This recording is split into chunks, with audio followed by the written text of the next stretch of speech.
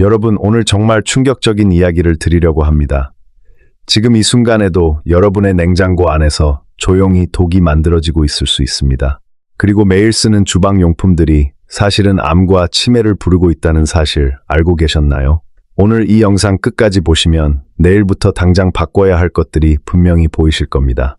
혹시 저녁에 남은 음식 아니면 장봐온 식재료들 다 냉장고에 넣어두고 계시죠? 냉장고에 넣으면 다 안전하다고 생각하시죠? 그런데 여러분, 냉장고에 절대 넣으면 안 되는 음식이 있습니다. 그것도 한두 가지가 아닙니다. 잘못 보관하면 암을 유발하는 독소가 생기고 식중독균이 폭발적으로 늘어납니다. 그뿐만이 아닙니다. 매일 쓰는 수세미, 프라이팬, 젓가락 이것들도 조용히 우리 건강을 갉아먹고 있습니다.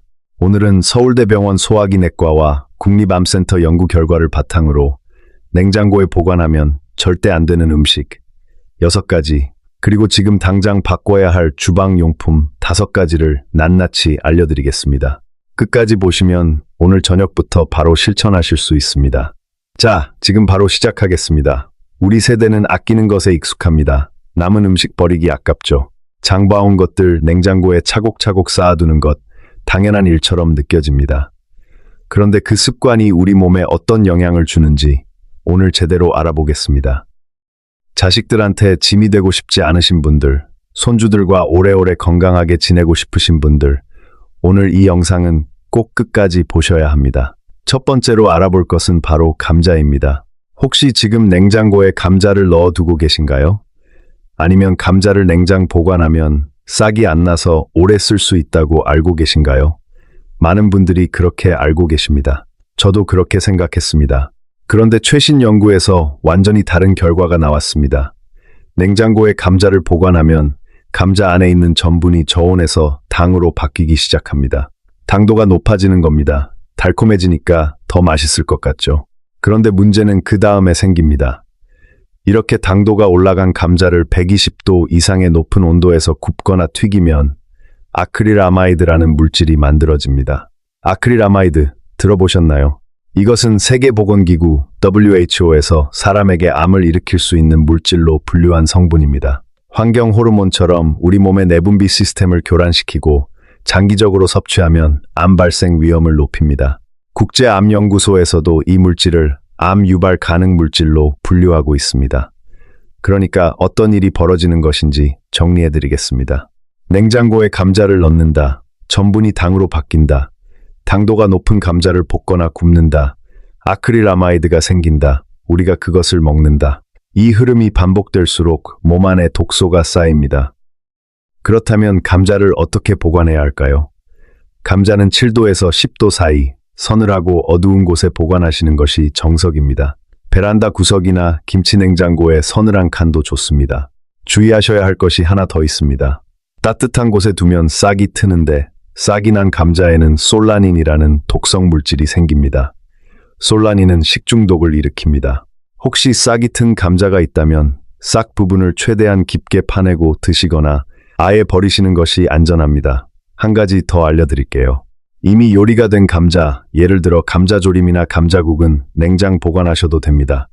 아크릴아마이드는 익히기 전 생감자 상태에서 당도가 올라가는 것이 문제이니까요. 그리고 감자를 조리하실 때는 되도록 굽거나 튀기는 것보다 삶거나 쪄서 드시는 게 훨씬 안전합니다. 자, 이제 두 번째입니다. 견과류입니다. 요즘 아몬드, 호두, 땅콩 같은 견과류가 건강에 좋다고 알려지면서 매일 챙겨 드시는 분들 많으시죠? 그런데 그 견과류 보관을 잘못하면 1급 발암물질을 매일 먹는 것이나 다름없다는 사실 알고 계셨나요? 견과류를 습한 환경에서 보관하면 곰팡이가 피는 경우가 있습니다. 그런데 이 곰팡이에서 아플라톡신이라는 물질이 나올 수 있습니다. 아플라톡신은 국제암연구소에서 1군 발암물질로 지정한 성분입니다. 1군 발암물질은 사람에게 암을 일으킨다는 것이 과학적으로 명확히 밝혀진 물질입니다. 가장 위험한 단계입니다. 그래서 많은 분들이 곰팡이를 막으려고 냉장고에 견과류를 넣어 두십니다. 맞습니다. 낮은 온도에서는 곰팡이 활동이 줄어듭니다. 그런데 문제가 있습니다. 냉장고는 문을 열고 닫을 때마다 온도와 습도가 조금씩 변합니다. 이때 결로 현상이 생기고 이 습기가 견과류에 스며들면 오히려 곰팡이가 번식하기 좋은 환경이 됩니다. 냉장고에 견과류를 보관하실 때는 반드시 밀폐 용기나 진공 포장에 넣어서 보관하셔야 합니다. 이것이 핵심입니다. 그렇다면 아플라톡신이 잘 생기는 음식은 또 어떤 것들이 있을까요? 우선 옥수수, 쌀, 보리 같은 곡류입니다. 가루 형태로 보관하면 습기를 더 잘 흡수하기 때문에 더욱 조심하셔야 합니다. 콩, 팥, 녹두 같은 두류도 마찬가지입니다. 그리고 곶감 같은 말린 과일도 주의하셔야 합니다. 곶감 표면에 하얀 가루가 천연 당분이라는 건 아시죠? 그런데 곰팡이가 피면 그 하얀 가루와 구별이 어렵습니다. 유심히 살펴보시고 드셔야 합니다. 고춧가루도 조심하셔야 합니다. 분말 형태라 건조해 보이지만 잘못 보관하면 금세 습기를 먹습니다. 고춧가루는 밀폐 용기에 담아서 반드시 냉장 보관하세요. 경기도 보건환경연구원 조사에 따르면 냉장 냉동 보관한 고춧가루는 8개월이 지나도 미생물 오염이 거의 없었다고 합니다. 자, 세 번째입니다. 토마토입니다. 건강에 좋다고 해서 매일 드시는 분들 많으시죠? 드시기 전에 냉장고에 넣어두시나요? 아니면 처음부터 냉장 보관하시나요? 토마토는 냉장고에 보관하면 안 되는 과일입니다. 왜 그럴까요? 토마토는 수확한 후에도 스스로 에틸렌이라는 가스를 내뿜으면서 익어갑니다. 이 후숙 과정이 10도에서 15도 사이에서 가장 잘 이루어집니다. 그런데 냉장고처럼 낮은 온도에 넣으면 이 후숙에 관여하는 효소들이 제대로 작동을 못하게 됩니다. 그 결과 과육이 물러지거나 퍽퍽해지고 토마토 특유의 맛과 향도 사라집니다. 영양면에서도 손해입니다. 토마토의 핵심 성분인 라이코펜은 후숙이 제대로 되어야 제대로 축적됩니다. 냉장 보관하면 라이코펜이 충분히 만들어지지 못합니다. 건강을 위해 먹는 토마토인데 정작 가장 중요한 성분을 잃어버리게 되는 겁니다. 올바른 방법은 이렇습니다. 토마토는 햇볕을 피한 서늘한 실온에서 충분히 익힌 다음 드시기 직전에 잠깐 냉장고에 넣어 시원하게 해서 드세요. 처음부터 냉장고에 보관하는 것은 맛도 영양도 모두 잃는 일입니다. 네 번째입니다. 이것은 정말 많은 분들이 모르고 계십니다. 고깃국입니다. 저녁에 곰탕이나 육개장을 끓여서 드셨죠? 남은 것을 냄비째로 가스레인지 위에 두고 주무신 경험 한 번쯤 있으시죠? 아니면 냄비째로 냉장고에 넣어 두셨을 수도 있습니다. 그런데 분명 펄펄 끓인 국을 먹었는데 배가 이상하게 아팠던 경험 있으신가요? 그 이유가 바로 여기에 있습니다. 고깃국처럼 단백질 함량이 높은 음식, 그리고 국물 때문에 산소가 상대적으로 적은 환경에서는 퍼프린젠스라는 식중독균이 아주 빠르게 증식합니다. 이 균은 특이한 특징이 있습니다. 43도에서 47도, 즉 국이 식는 과정에서 통과하는 그 온도 구간에서 가장 활발하게 번식합니다. 국을 펄펄 끓였으니 괜찮다고 생각하셨죠? 그런데 식는 과정에서 45도 전후를 지나는 그 짧은 시간에 균이 폭발적으로 늘어나는 겁니다. 더 무서운 것은 이렇게 생긴 균의 독소 일부는 다시 끓여도 없어지지 않는다는 것입니다. 냄비째로 냉장고에 넣어도 냄비 중심 온도가 빨리 내려가지 않아서 마찬가지로 위험합니다. 그렇다면 어떻게 해야 할까요? 식품안전 지침에서는 조리 후 2시간 이내에 섭취하는 것을 권장합니다. 남기셔야 한다면 한 끼씩 먹을 양으로 소분해서 작은 그릇에 담아 빨리 식히세요. 국이 소량이면 빨리 식기 때문에 균이 번식할 시간이 줄어듭니다. 냉장 보관한 국을 다시 드실 때는 반드시 속까지 충분히 끓여서 드세요. 조금 의심스러운 냄새가 난다면 아깝더라도 과감히 버리시는 것이 안전합니다. 자식들 병원비 걱정시키는 것보다 국 한 냄비 버리는 것이 훨씬 낫습니다. 다섯 번째입니다. 기름입니다. 참기름, 들기름, 올리브유, 다들 건강을 위해 챙겨 드시죠. 그런데 어떻게 보관해야 하는지 헷갈리시는 분들이 많습니다. 기름마다 보관법이 다릅니다. 먼저 참기름입니다. 참기름에는 리그난이라는 항산화 물질이 풍부합니다. 이 성분이 기름이 산패되는 것을 늦춰주기 때문에 참기름은 냉장 보관하지 않아도 됩니다. 직사광선을 피한 서늘한 곳, 어두운 색의 유리병에 보관하시면 충분합니다. 소주병 같은 짙은 색 유리병에 담아 찬장에 두시면 됩니다. 오히려 냉장고에 넣으면 기름이 굳거나 층이 분리되고 그 특유의 고소한 향이 줄어들 수 있습니다. 들기름은 다릅니다. 들기름은 오메가3 지방산이 풍부한 대신 항산화 물질이 상대적으로 적습니다.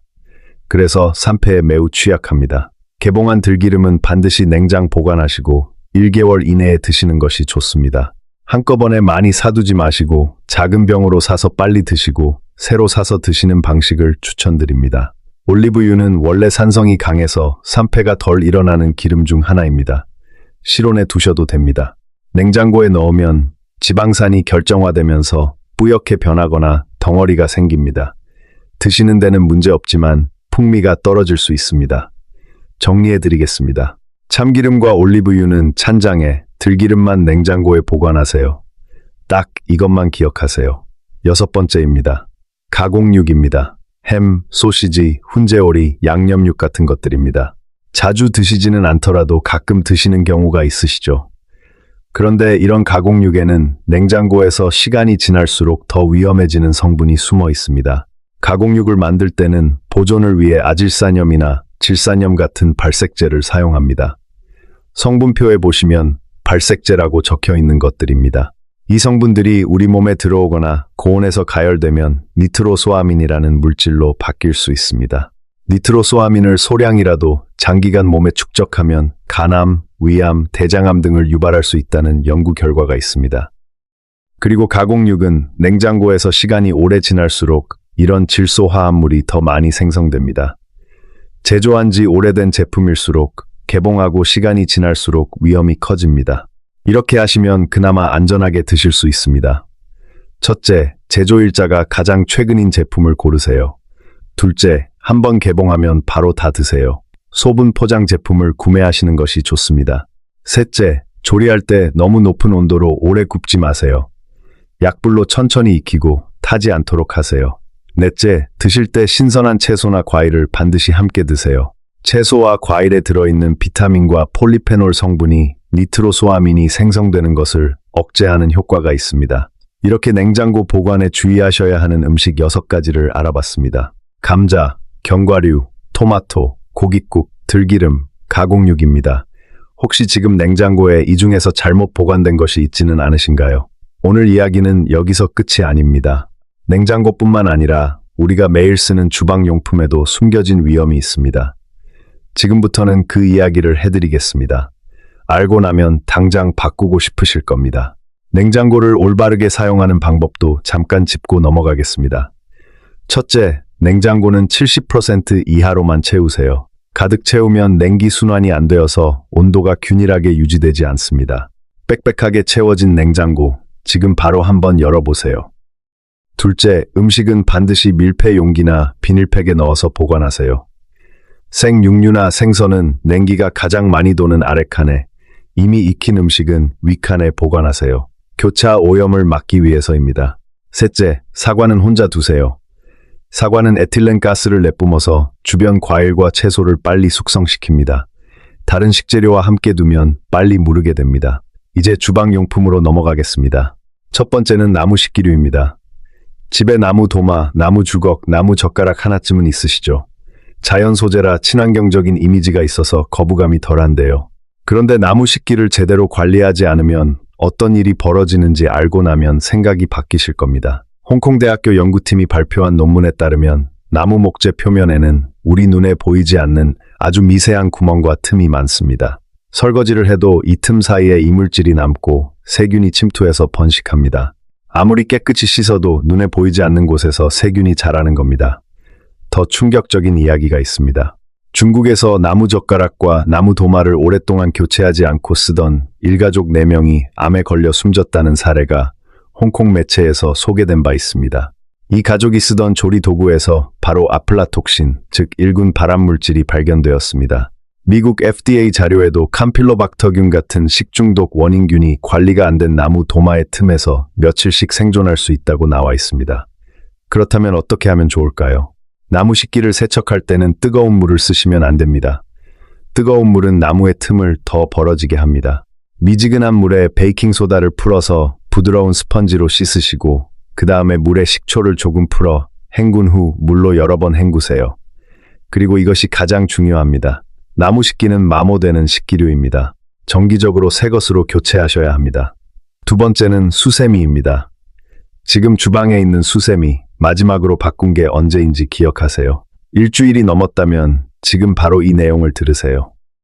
세계보건기구에서 식중독을 일으키는 황색 포도상구균이 가장 많이 발견되는 가정도구 2위로 수세미를 꼽았습니다. 독일 듀이스부르크 에센대학교 연구팀이 14개 가정에서 수세미를 수거해서 분석했습니다. 결과가 충격적이었습니다.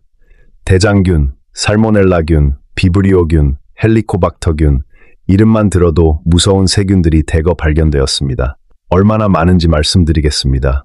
수세미 1세제곱센티미터, 새끼 손톱만 한 크기에서 나온 세균 수가 250억에서 540억 마리입니다. 화장실 변기와 비교가 안 됩니다. 그 수세미로 매일 그릇을 닦고 있는 겁니다. 살균이 해결책이 아닐까 생각하실 수 있습니다. 경기도 보건환경연구원에 따르면 주방 세제로 세척하면 99.64%, 베이킹소다와 식초를 쓰면 99.76%, 전자레인지나 열탕 소독은 100% 살균 효과가 있다고 합니다. 그런데 독일 연구팀이 흥미로운 사실을 하나 더 발견했습니다. 정기적으로 살균하는 수세미라고 해서 세균이 현저히 적은 것은 아니었다고 합니다. 오히려 매번 완벽하게 살균하지 않으면 질병 관련 세균이 더 많을 때도 있었다고 합니다. 그러니까 결론은 이것입니다. 살균에 시간과 노력을 쏟는 것보다 매주 새 수세미로 교체하는 것이 훨씬 합리적입니다. 다이소에서 수세미 3개에 1,000원에서 2,000원입니다. 우리 건강에 그것보다 싼 투자가 어디 있겠습니까? 매주 일요일 저녁 설거지부터 새 수세미로 시작하세요. 수세미를 고르실 때 한 가지 팁이 있습니다. 그물망 형태의 수세미가 스펀지형보다 세균 번식이 덜합니다. 그물망 수세미는 건조가 빨라서 세균이 번식하기 어렵습니다. 스펀지형은 두꺼워서 물기가 안에 남아있기 쉽습니다. 되도록 그물망 수세미를 쓰시고 설거지 후에 물기를 최대한 짜서 잘 말려두세요. 세 번째는 플라스틱 용기입니다. 전자레인지로 음식을 데우실 때 플라스틱 용기를 그대로 넣으시나요? 플라스틱에 따라 안전한 것과 절대 안 되는 것이 있습니다. 딱 숫자 2개만 기억하시면 됩니다. 2번과 5번입니다. 용기 바닥을 뒤집어 보시면 삼각형 안에 숫자가 찍혀 있습니다. 2번은 HDPE 고밀도 폴리에틸렌입니다. 70도에서 100도의 높은 온도에도 견디고 환경 호르몬이 검출되지 않는 무독성 플라스틱입니다. 전자레인지에 사용하셔도 됩니다. 어린이 장난감이나 식기에 많이 쓰이는 소재입니다. 5번은 PP, 폴리프로필렌입니다. 121도에서 165도까지 견디는 가장 안전한 플라스틱으로 불립니다. 반찬통, 주방 도구에 많이 쓰입니다. 전자레인지 사용이 가능합니다. 그렇다면 2번과 5번이 아닌 다른 숫자의 플라스틱은 어떨까요? 열에 취약합니다. 전자레인지에 가열하면 비스페놀 A라는 환경 호르몬이 나올 수 있습니다. 미국 국민건강조사에 따르면 비스페놀 A에 많이 노출된 사람일수록 심혈관 질환, 당뇨병, 간 기능 이상 등 건강 문제가 더 많이 생긴다고 밝혀졌습니다. 요즘 반찬통을 구매하실 때는 BPA 프리라고 표시된 제품을 고르세요. 비스페놀 A가 없다는 뜻입니다. 그리고 배달 음식을 받으셨을 때 용기 바닥의 숫자를 확인하신 후 전자레인지에 넣으세요. 숫자가 없거나 2, 5가 아니라면 다른 그릇에 옮겨 담아 데우세요. 컵라면도 주의하셔야 합니다. 스티로폼처럼 보이는 컵라면 용기는 폴리스티렌 재질입니다. 뜨거운 물을 붓는 것은 식약처 실험에서 문제가 없는 것으로 확인되었지만 이 용기를 전자레인지에 넣으면 변형이 일어나며 해로운 물질이 나올 수 있습니다. 전자레인지 사용 가능이라고 표시된 컵라면이 아니라면 전자레인지에 넣지 마세요. 네 번째는 프라이팬입니다. 집에 코팅이 벗겨진 프라이팬 하나쯤 있으시죠? 아깝다고 막 쓰는 용도로 두고 계신 분들 많으십니다.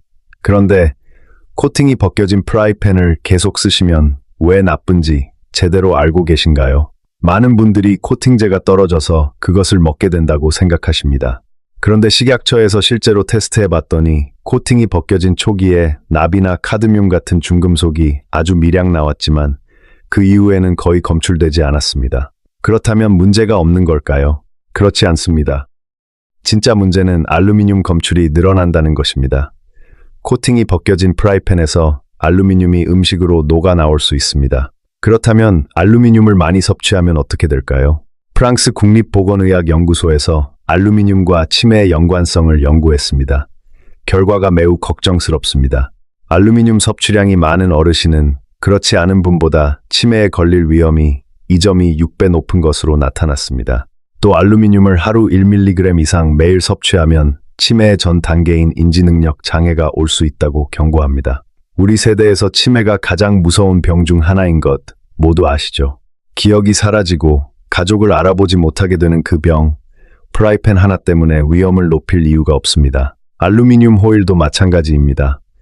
고기나 생선 구울 때 알루미늄 호일을 깔고 쓰시는 분들, 지금부터는 피하세요. 고온과 산성 환경에서 알루미늄이 음식으로 녹아들어 우리 몸에 축적됩니다. 골다공증 위험도 높아집니다. 코팅이 벗겨진 프라이팬은 오늘 바로 버리세요. 5번째입니다. 마지막입니다. 멜라민 수지 주방용품입니다. 집에 도자기처럼 매끈하고 단단한 그릇이나 국자, 주걱이 있으신가요? 만져보면 플라스틱 같지만 도자기 같은 느낌의 것들입니다. 이것이 멜라민 수지로 만들어진 제품일 수 있습니다. 멜라민과 포름알데히드를 합쳐서 만든 열경화성 플라스틱입니다. 비교적 안정적인 소재이지만 식약처에서 3가지 주의사항을 강조하고 있습니다. 첫째, 사용 온도를 지키세요. 110도에서 120도 이하에서 사용하면 안전합니다. 그런데 고온에 기름진 음식을 담거나 식초 같은 산성 음식을 반복해서 담거나 금이 가거나 균열이 생기면 이야기가 달라집니다. 멜라민과 포름알데히드가 음식으로 녹아 나올 수 있습니다. 둘째, 전자레인지에 넣으시면 절대 안 됩니다. 멜라민 수지는 전자레인지의 고주파에 의해 가열되면 파손될 우려가 있습니다. 식당에서 갈색으로 변하고 금이 간 그릇을 보신 적 있으시죠? 그것이 바로 열에 의해 변형된 멜라민 그릇입니다. 혹시 식당에서 이런 그릇이 나오면 교체해달라고 하시고 드세요. 셋째, 자외선 소독기에 오래 두시면 안 됩니다. 자외선이 강한 환경에서는 변색되거나 균열이 생길 수 있습니다. 소독하실 때는 3시간 이내로 짧게 하시고 변색된 제품은 더 이상 사용하지 마세요. 자, 이제 오늘 내용을 전부 정리해드리겠습니다. 냉장고에 절대 넣으면 안 되거나 주의해야 할 음식 6가지입니다. 첫째, 감자입니다. 냉장 보관하면 전분이 당으로 변하고 가열 시 아크릴아마이드라는 발암 가능 물질이 생깁니다. 서늘하고 어두운 실온에 보관하세요. 둘째, 견과류입니다. 밀폐 용기 없이 냉장 보관하면 습기가 차 아플라톡신이라는 1군 발암 물질이 생길 수 있습니다. 반드시 밀폐 용기에 담아 보관하세요. 셋째, 토마토입니다. 냉장 보관하면 라이코펜 축적이 안 되고 맛과 영양이 사라집니다. 실온에서 충분히 익힌 후 드시기 직전에 잠깐만 냉장하세요. 넷째, 고깃국입니다. 식는 과정에서 퍼프린젠스 식중독균이 폭발적으로 번식합니다. 한 끼씩 소분해서 빨리 식히고 드실 때 충분히 끓이세요. 다섯째, 들기름입니다. 참기름과 올리브유는 찬장에, 들기름만 냉장 보관하세요. 개봉 후 1달 이내에 드세요. 여섯째, 가공육입니다. 오래 보관할수록 질소 화합물이 증가합니다. 제조일 최신 제품을 고르고 개봉 후 바로 드시고 채소와 함께 드세요. 주방용품 5가지입니다. 첫째, 나무 식기류입니다. 틈 사이에 아플라톡신이 번식할 수 있습니다. 미지근한 물로 꼼꼼히 씻고 정기적으로 교체하세요. 둘째, 수세미입니다. 1세제곱센티미터의 세균이 수백억 마리입니다. 매주 새 것으로 교체하고 그물망 수세미를 사용하세요. 셋째, 플라스틱 용기입니다. 바닥의 숫자 2와 5만 전자레인지에 사용하세요. BPA 프리 제품을 고르세요. 넷째, 코팅 벗겨진 프라이팬입니다. 알루미늄이 녹아나와 치매 위험을 2점이 6배 높입니다. 코팅 벗겨진 프라이팬은 오늘 바로 버리세요. 다섯째, 멜라민 수지 용품입니다. 전자레인지 사용 금지, 고온 금지, 자외선 소독 3시간 이내입니다. 금이 가거나 변색된 것은 사용하지 마세요. 이것만 기억하세요. 냉장고는 만능이 아닙니다. 잘못 보관하면 독이 됩니다. 주방용품도 마찬가지입니다. 매일 쓰는 것이라서 방심하기 쉽지만 그렇기 때문에 더 조심해야 합니다. 우리 세대는 어렵고 힘든 시절을 이겨내셨습니다. 자식들 키우느라, 가족들 뒷바라지하느라 정작 내 몸은 뒤로 미루셨죠. 이제 우리 차례입니다. 지금부터 이 작은 것들을 하나씩 바꿔가시면 됩니다. 오늘 배운 것 한 가지만이라도 오늘 저녁부터 실천해 보세요. 손주들과 건강하게 오래 함께 하실 수 있습니다. 자식들에게 걱정을 끼치지 않고 당당하고 건강한 모습으로 사실 수 있습니다. 여러분은 충분히 하실 수 있습니다. 오늘 영상이 도움이 되셨다면 좋아요와 구독 부탁드립니다. 이런 건강 정보를 더 많은 분들께 전달할 수 있도록 힘이 됩니다. 댓글에 오늘 실천하고 싶은 것 하나씩 남겨주세요. 우리 함께 건강해질 수 있습니다. 건강한 하루 되시길 바랍니다.